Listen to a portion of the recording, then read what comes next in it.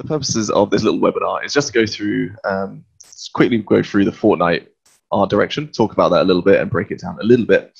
And then also give a little bit of a walkthrough through a substance designer graph, because we're going to be looking at making a Fortnite kind of material inside Designer. So I've already got one pre-made, and we're going to go through kind of the process and call out some of the things that I found quite difficult, and hopefully that would help other people if they were looking to do something similar.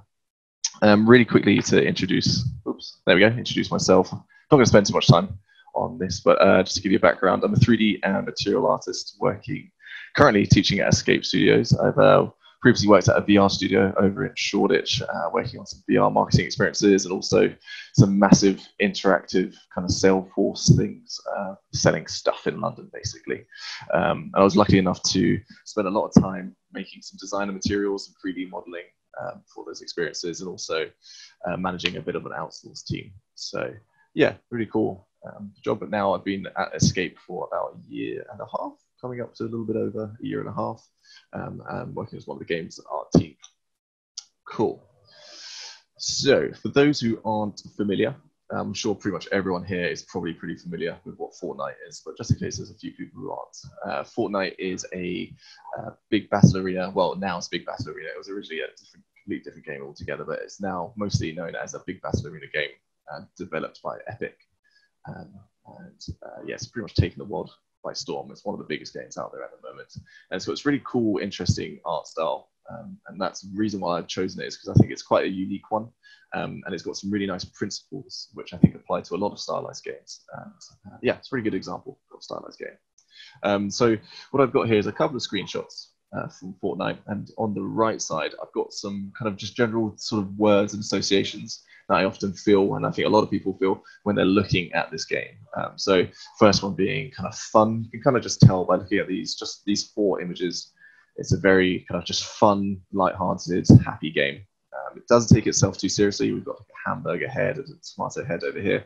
It's really not a very serious game in terms of the way it sees itself. I don't know, lots of people take it very seriously because it's very competitive, but in terms of the art direction, it's a very kind of silly, fun game. Super bright, super saturated as well. You can see the color palette is very kind of light. And I think that kind of goes to help the whole child-friendly aspect of this, because they were quite conscious of the age rating of this game. So they needed to make sure it was still child-friendly. And I think even looking at these images, you can really tell that the game is just a quite child-friendly game. There isn't lots of blood and gore, anything like this. And I think if we were to put these screenshots next to another kind of shooter game, like, I don't know, like Gears of War or Call of Duty, you'd immediately be able to tell just by putting the images side by side which one is the child-friendly one, which one is the silly one, which one's the fun one, and which one is a bit more serious and maybe kind of 18 plus kind of rating for games. So yeah, these are kind of just some of the words and kind of associations I got when I was looking at these images.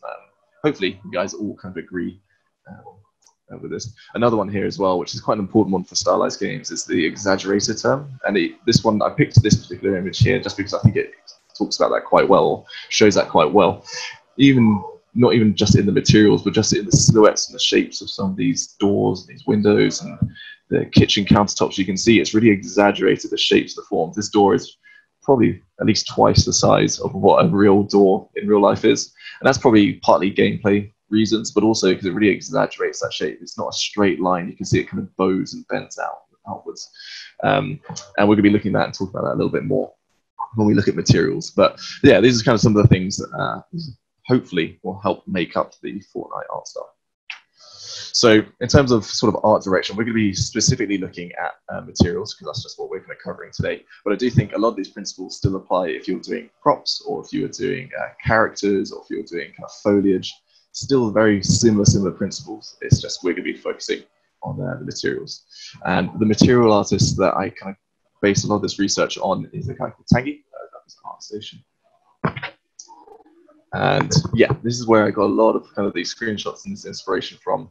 And he's one of the original material artists, one of the original artists working on Fortnite when it first came out way back a few years ago. So I think this is a really good starting point and a really good way to view some of the important principles. Because as the game's developed, they've obviously expanded and they've included a lot more things. So if we go back to the original game or some of the earlier ones, we can kind of helps us break down that initial art direction and what's helped kind of, the game develop as it has. So yeah, let's just give you guys that. Cool. So here I've got kind of three quite different looking materials, but I believe that they all share the same kind of core principles, which is what makes them feel so consistent and coherent with each other. So starting off with this kind of this blue wall, kind of blue plaster and tiled one. I've kind of given it a few points here. So it's initially bright and saturated. So again, going back to that child-friendly aspect, you can see that blue wall here is really quite a strong, bright blue. Even some of the mold and the dirt in here, these kind of yellowy colors. Hopefully you guys can see that. Let me quickly just check the chat and see if you guys can see. Cool. Yeah. Oops, back. Yeah, you can see that the saturation and the base color is really quite bright, and it just helps it feel happy and kind of gets that child friendliness. Simplified roughness. So this is kind of touching on another point where earlier we talked about exaggeration. The other area as well is looking at simplifying the design. So a lot of stylized games, they'll exaggerate forms, but they'll try and also simplify it. You don't really want a lot of detail and noise inside your stylized games, just often because it creates this very visually noisy looking kind of material or environment. So you'll notice the roughness here. There isn't loads of micro detail. There isn't loads of staining or anything like that. It's much simpler roughness. Comes too gritty. Yeah, exactly that. It gets a little, it always takes away from this child friendliness and the happiness from it. So yeah, you can see it's got that simplified. It has got some roughness variation. Otherwise, it would probably look a bit bland. But yeah, very simplified. Very just kind of block shapes. And it is a worn-in and dirty grime. So there is still grime in the world. It is still a worn-in world, but it's still, again, going back to that simplified version of it. We haven't got loads and loads. It's kind of keeping it simple, but still making the textures in the world feel like they're worn in. And then there's kind of wooden planks one here. Same principles. The saturation super bright. It's got that kind of nice high bright base color. It's still got some variation in that base color, similar to this one here, but it's simplifying it down. If you were to look at actual wooden planks, there's a lot more going on in there. There's lots of wood grain, there's lots of knots, screws, all that sort of stuff. But they've kind of gotten rid of a lot of that, and they've just kept it to its main forms and its main shapes. And so they've kind of simplified it down.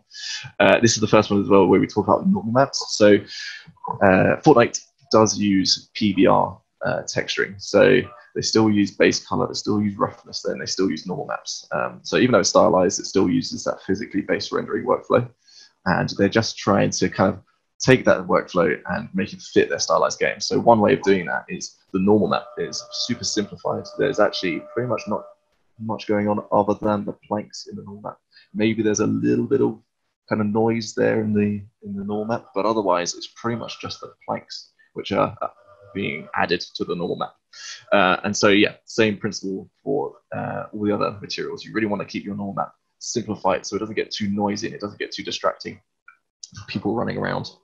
And then this other one is quite an important one here, which is avoiding too many parallel lines. You can see in these wooden planks, usually they'll be much straighter, probably a little bit of variation in there, but normal realistic planks are much straighter. Whereas you can see here, they've really exaggerated those bends and those curves. And it's those kind of bends, bulges, tapers, all that sort of stuff. That's what helps really add to the stylized feel of this wooden plank. So yeah, avoiding too many parallel lines, even here, where they go diagonally. You can see where the boards meet. They're trying to avoid too many. There's going to be some. You see it a little bit here in the first one. But yeah, it's just avoiding that too many parallel lines. And then here in this last one, this is a cliff wall material, kind of like a rocky cliff wall material. And ordinarily, you would really expect that to be really harsh and jagged and really like a lot of sharpness to it. But even here, you can see really soft bevels, soft edges on a lot of these kind of edges. And even here where the bricks come together, sorry, not bricks, the big pieces of rock come together, they've kind of almost curved and beveled those edges. So it's just kind of all going back to that idea of making it child friendly, still trying to get the material across so that people know what it is, but kind of softening it, simplifying that normal map detail and keeping it nice and bright and happy. So hopefully that makes sense. Before we move on, let's just kind of look. Is there any questions about these couple of materials? Anything that I've mentioned there? If not, we can go into the example.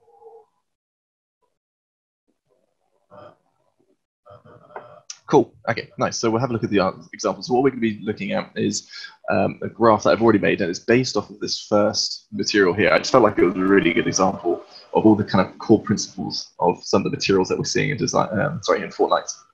and recreate that. So here's this my version. Let me open that up in Designer. Cool.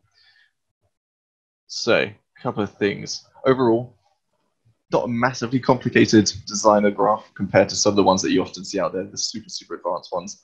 They'll have subgraphs and loads of wires and noodles going everywhere. This is actually relatively simple, and I did intentionally keep it simple for this. We could have probably added a little bit more detail and variation in there, but I think this definitely kind of is enough to show the principles and what we're looking for this material. So for those maybe who've never touched Designer before, the general workflow is you start with your height map, and from there you're able to actually build a lot more of the other textures. So you start with a height map / normal map, and then some people prefer going into the roughness, some people prefer going to the base color. I think when I'm designing stylized materials, I find going into the base color after the height map is really helpful. When I'm doing realistic, I actually go into the roughness before going into the base color. So it kind of depends on the artist. There's no kind of perfect solution, but for this, I did do height map normal and then do the base color and then the roughness at the end. Cool. So let's call out some of the important stuff. So for pretty much every material, oh, there's a Q&A question. Cool. Do stylized materials ever make use of things like parallax occlusion or LED maps to emphasize shape? Not totally sure what you mean by LED maps, so like level of detail maps, but in terms of parallax occlusion, certainly, I mean, it kind of depends on the title and the different games. There we go. Yeah, it depends on the title and how much bandwidth you have. I would be surprised if Fortnite makes use of parallax occlusion and that quite complex shader instructions. Usually, if the forms they tend to be so exaggerated and chunky that you don't necessarily need the parallax occlusion to do that. You actually just model those chunky forms and shapes in there anyway. But yeah, I would be quite surprised if lots of stylized games were making use of a lot of parallax occlusion. But yeah, it really would depend on the title and from different games and what the kind of art direction they're looking for. So I couldn't tell you if Fortnite, for example, does. I haven't noticed any parallax occlusion. A lot of their forms are quite blocky and simple, and they probably just do that with modeling. Cool. So the start of any substance designer graph usually comes with a tile generator. And what I've done here is just gone my square, and I've just kind of made the X and the Y amount roughly match kind of the reference. So I was basically going off that material as reference. So I just kind of gave it some rectangular tiles, and I just used that with my tile generator. I just kind of got those individual tile rectangular shapes, and then ran it through an edge detect, so that I get these kind of harsh edges.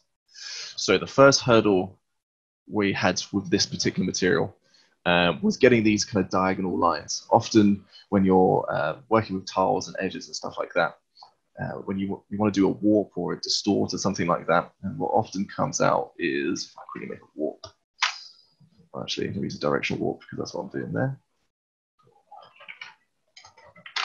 If I get something like a Hurling noise or something like that, more often than not, you kind of get these very kind of wobbly kind of yeah, just these wobbly lines. And that's not really what we're looking for. Even if I was to kind of sharpen this up and make it really contrasty, we'd still kind of get the wrong shapes in there. It wouldn't give us the kind of look that we're looking for. We're kind of trying to get these diagonal lines. So the way it worked out with that is I had to kind of remember what the directional warp or the warps are actually doing. I think warp is a bit of a misleading name sometimes. Is all the warp is really doing is just moving the texture. It's just moving it from left to right or up or down or whatever way you want to go. So again, actually, if I get my directional warp and I get a uniform color really quick. Actually, yeah, if I make it white. And if I increase the intensity, all it does is actually just move the image. And the reason it's doing the whole thing at the moment is because all I've got is a full 100% white in the whole thing. If, on the other hand, I quickly made myself a square and then use that instead, you'll notice anywhere which is white is just getting moved left or right, up or down, or whatever direction I want with this warp angle. And so, yeah, that's, I think the warp can sometimes be a bit of a misleading name. All it's doing is just moving the texture. And depending on the color of the input map, that will determine which parts are moving and which parts aren't. So to get the end result, I just grabbed myself a gradient axle in the end, but actually this could have easily been done just with a gradient linear 3. That will do the exact same thing. I think I was just experimenting with different angles when I was building this graph. But yeah, this will do the exact same trick. And then I plugged that into a tile generator. And I just made it so that the edges or the amount of rows matched up as closely as I wanted, really, with my tiles. And so what we're seeing here is anywhere in this texture where we've got a full white, it's going to be moving the edges left or right. So I think, yeah, this one is left or right. And then anywhere which is black, it's going to be just leaving it alone. And it's important that we have those gradients, these kind of fall-offs. And that's what allows it to kind of just get this diagonal line. If we didn't have that fall-off, it would just be like a really harsh edge, and it will just go back to its original direction. So after a lot of kind of trial and error, I decided that, yeah, this is the easiest way to go about it. And it meant that we could get these kind of clean diagonal lines. And then likewise, I did the same thing for up and down. So I just transformed my gradient, plugged it into a new tile generator, messed around with the X and Y amount until it lined up as closely as I could with my grid. And then after that, you end up getting these nice kind of ups and downs, left and right. And it kind of creates this nice, I guess, stylized looking tile set. And that was one of the really key things, I think, for this material, is making sure that we don't get too many parallel lines. When you start having too many parallel lines, it starts to look realistic. And that isn't necessarily something that's Fortnite focused. That is something that you often see in a lot of stylized games and stylized materials. So avoiding too many parallel lines, I think, is a really important one when you're sort of working with stylized art. Cool. And then afterwards, just to what I didn't like here was how consistent a lot of the edge widths were. I wanted to get some which had maybe a slightly thicker border or some that had slightly thinner borders. And so for that, I just used my slope blur. I just, because of the old standard, get your, well, in this case, clouds, but you can get any noise, to be honest with you. It doesn't matter which one it is. I just run that through slope blur so that you kind of start to get some of these gradients going on. Likewise, for this one here, do the same thing, just doing it in a slightly different direction with a different material, sorry, different grunge. And then I use my histogram scan here so that I get that consistent edge. The reason you don't want any gradients here is just because we're going to be using the flood fill node. This is a really super helpful node, especially when you're working with tiles and stuff like that. And it doesn't like gradients. So if I was to quickly, let me just switch the alpha off so you can see that. I'll duplicate that and plug that in here.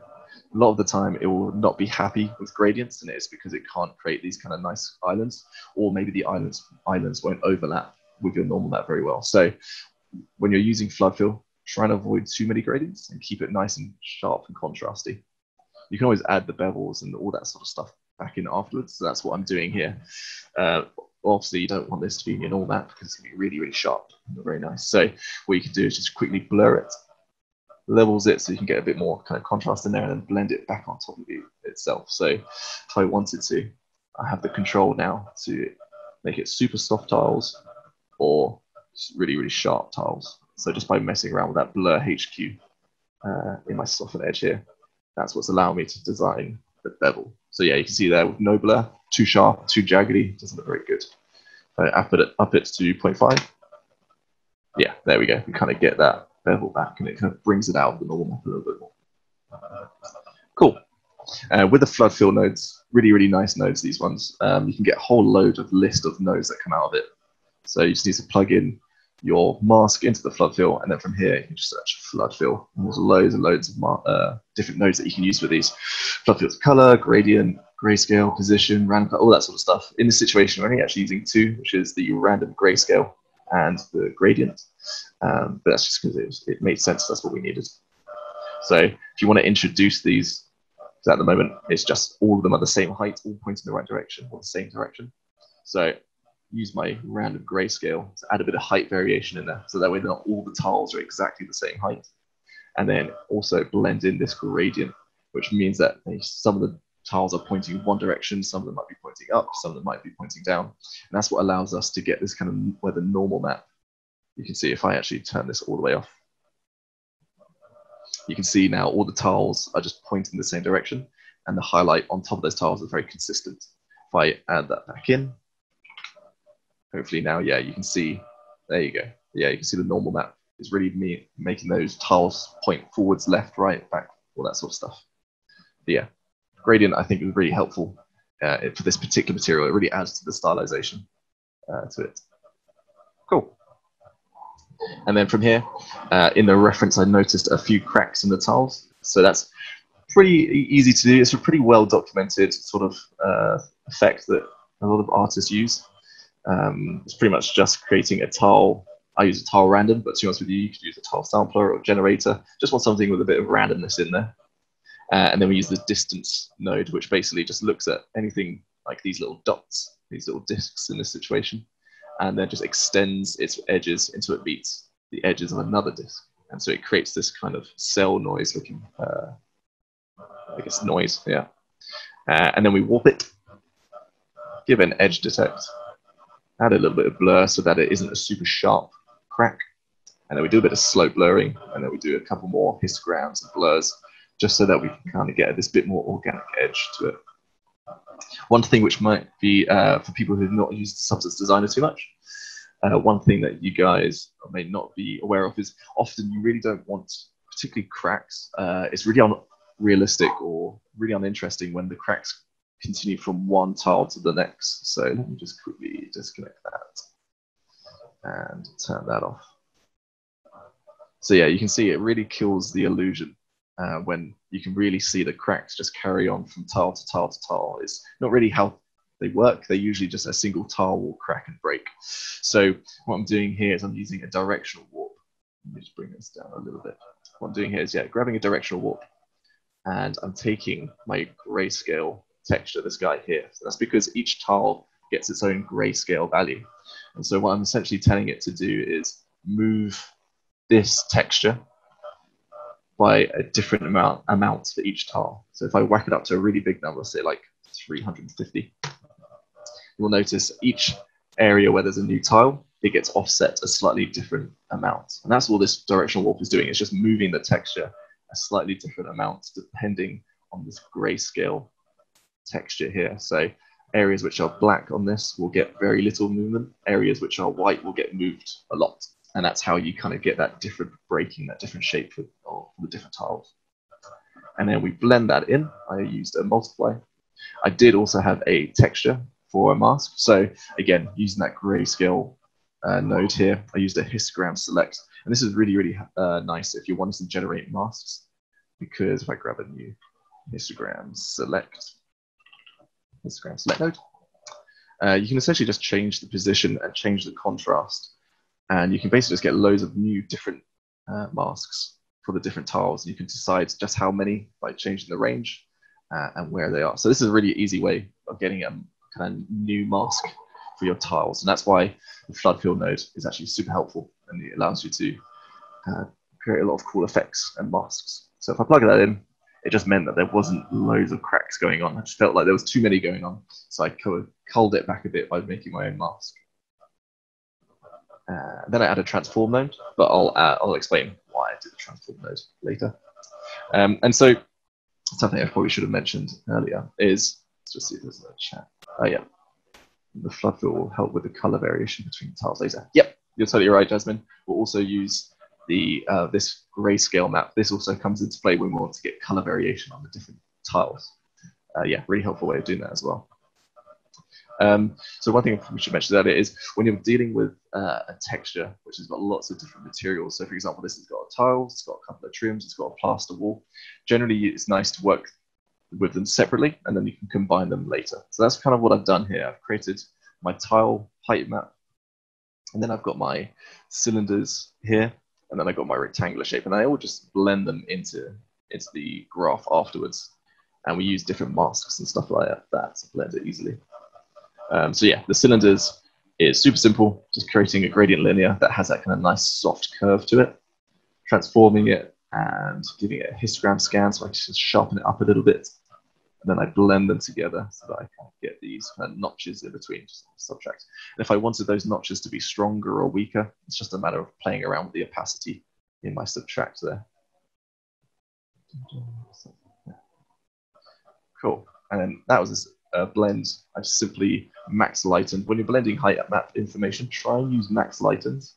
because it basically means anything which is whiter on either one of the textures will show through. Anything which is darker will get pushed underneath. And usually that's quite a nice natural way for height maps and different materials to blend together. So yeah, generally when you're blending height maps, try and use max lighting. I did also use a mask just because I wanted this very rectangular shape. For that is as simple as create a square, transform it, and then I just did that by eye. I just manually moved it up or down for this. Oh, we are rapidly running out of time. Okay, so I'm going to have to speed up a little bit. But to be honest with you, the rest of the shapes are actually pretty simple. It's this rectangular shape, subtract it so I get this trim detail, blur it a little bit, flatten it slightly, and then just position it and blend it all together. So a lot of these different shapes all have transform nodes at the very end. And that's because I was just manually moving them so that they fit on top of each other and manually kind of slot together. And that's just a manner of doing it by eye. Yep. Oh, that's true. Yeah, there is also, actually, that's very, I always forget about that. Inside the blend nodes, there is a crop area. So if you want, you can squash it or stretch, or no, you're not squashing or stretching, you're just chopping it out using this crop area tool. I guess one benefit of having it as a shape is you can expose it later. So if you want more or less tiles, you can expose the Y size. So that way, if someone was to use your graph, you can expose that and it can move it up or down, stuff like that. I don't believe you can expose the crop area. Oh, you can. Cool. Okay, nice. So that's the kind of, all that kind of information is just blended. It's just a lot of kind of, the tiles is the most complicated part. The rest of it is a little bit simpler. It's pretty straightforward, just cylinders and rectangles that are just blending together with some softness. Cool, and then you'll notice I didn't actually add anything for the plaster wall in terms of the height map, and that is intentional. It is just a flat wall, so there was no need to add any information in there. And let's just try and keep it simplified. I think if it was a realistic plaster wall, you'd go in there with lots of noises and clouds and stuff like that and try and get that quite cool, grungy wall texture. But for this stylized simplification of the material, we've kind of gone with no normal map information.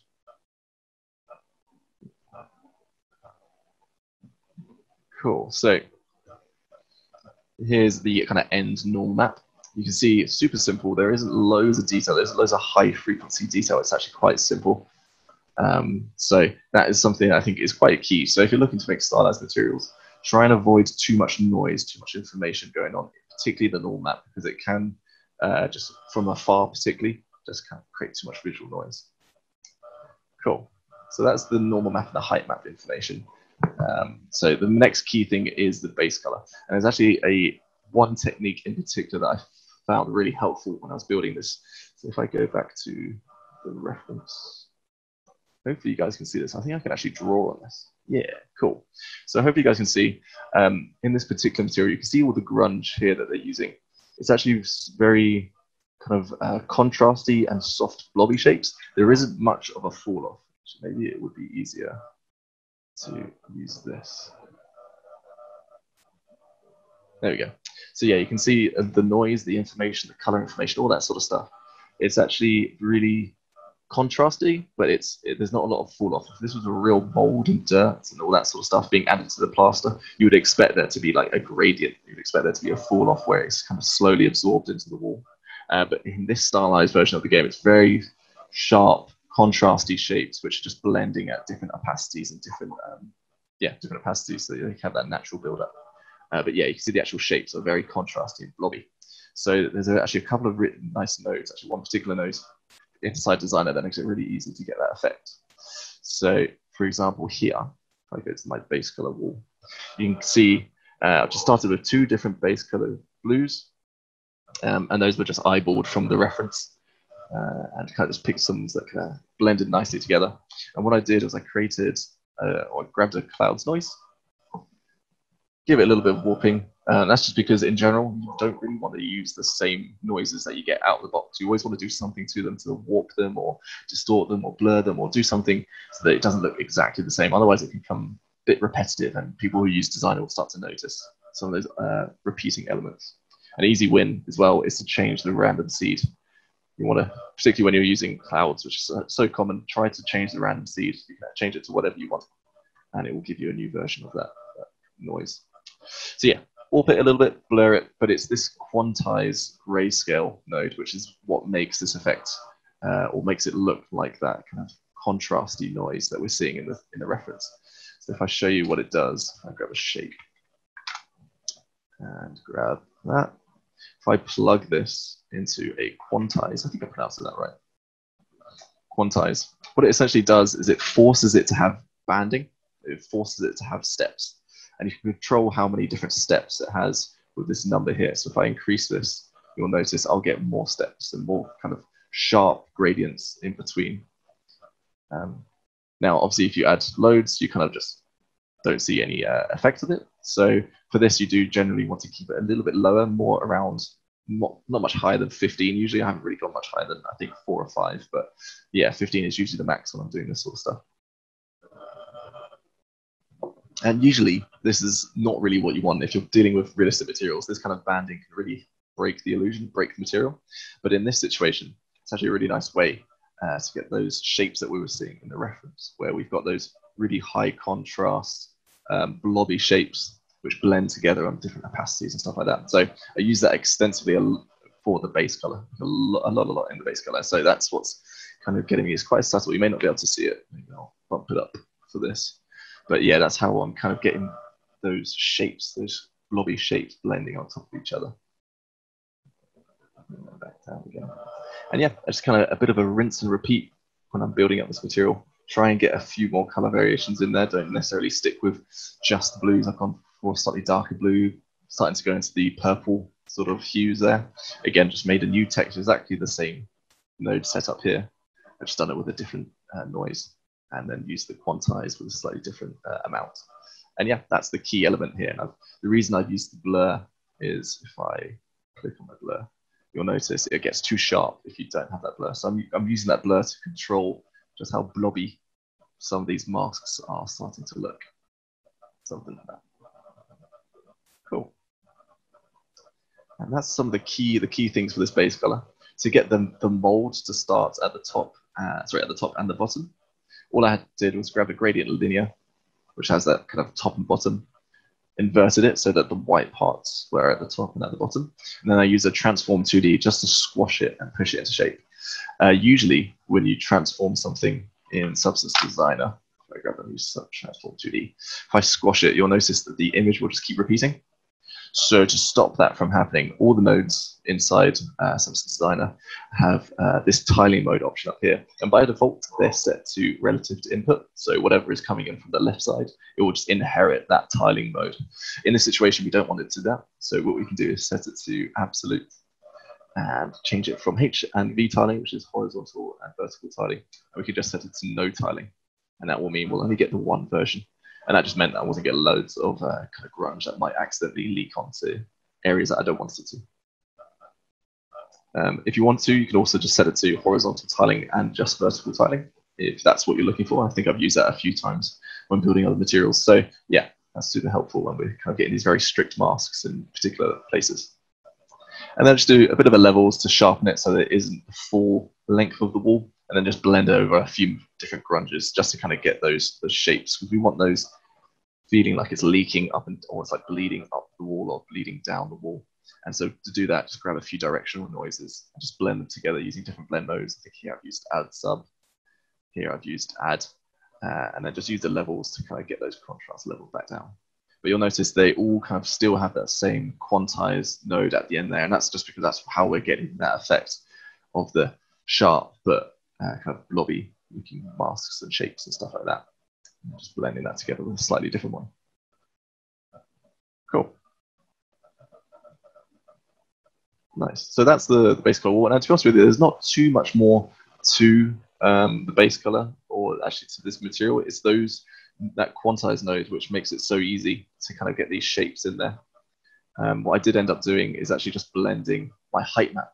So if I go all the way back here, I've got my height map down here, and I'm just adding that in, blending it with a bit of a new noise. And that's because it was very straight and strict. So adding in a bit of a blurred black and white noise kind of made it easy to warp it a little bit.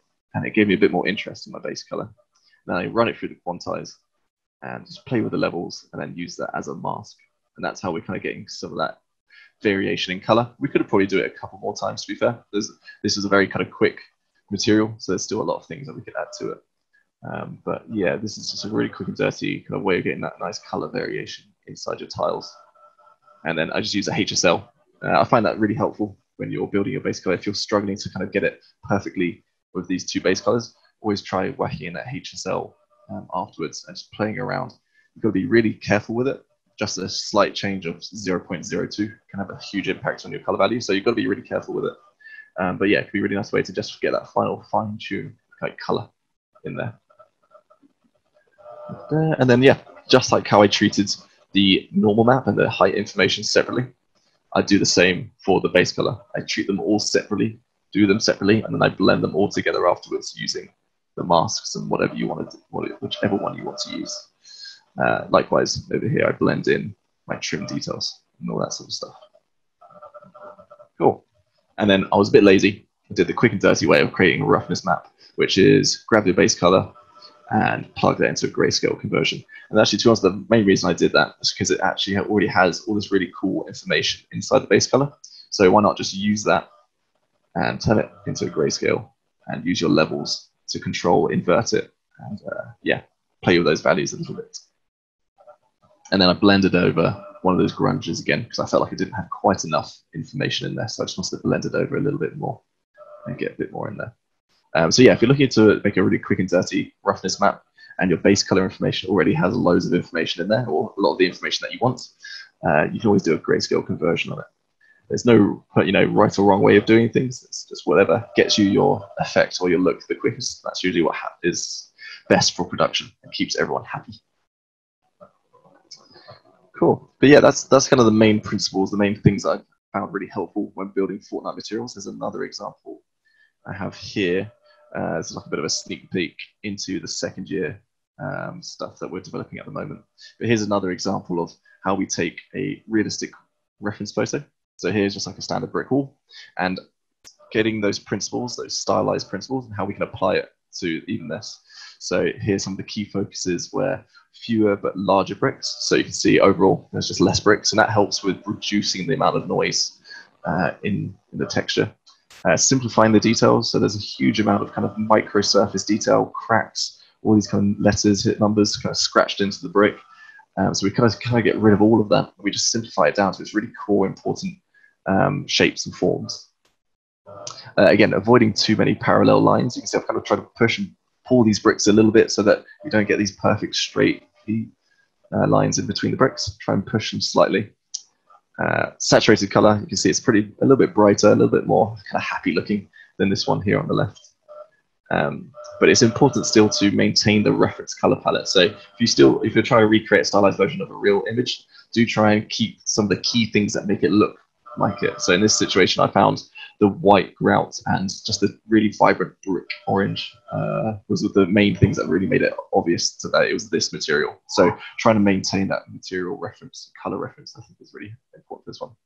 And then even though it's a bit tricky to see in this one because the lighting isn't showing the roughness, high roughness with a slight bit of variation. That's just so it has a little bit of information going on in the roughness map. But yeah, I think that's some of the key takeaways from this particular material. So I'll just quickly back through this. Bright and saturated base colors, avoiding too many parallel lines is super, super important. And actually in Fortnite, you'll notice that in pretty much everything, not just the materials. You'll notice it in their architecture, in their buildings, all that sort of stuff. Those are really, really important, avoiding too many parallel lines and simplifying a lot of the details. So simplify the roughness, simplify the normal map. And if you do need to add that kind of variation, that interest, it's usually going to be found in the base color map, because that's the one that they've got a lot more information in there. And just keep it kind of happy and child friendly. If you are interested in more Fortnite art direction, there's a really good GDC talk called Developing the Art of Fortnite. You can just YouTube GDC Developing the Art of Fortnite. And it's a really, really interesting talk by the art director for Fortnite. And he talks about how the game started here on the left, very much a realistic looking game. He talks about the journey from taking it from this into this super saturated, stylized looking game. So yeah, a really interesting talk if you are interested in art direction and you are just interested in Fortnite particularly. Yeah, super interesting to hear how they changed it and why they changed the art style. And it isn't just environment focused, it's also character has some characters at the end. It's like half environment, half characters. But yeah, that's pretty much that. Cool. So is there any questions? Jasmine said, no, sorry, James said, that looks useful. Will it be available for third years? Yes, I'm sure it will be. I'll send it to the third year tutors and I'll make sure that they have it. It's just a big art Bible, basically. You guys know art Bibles by now. But yeah, just a big art Bible for a particular game.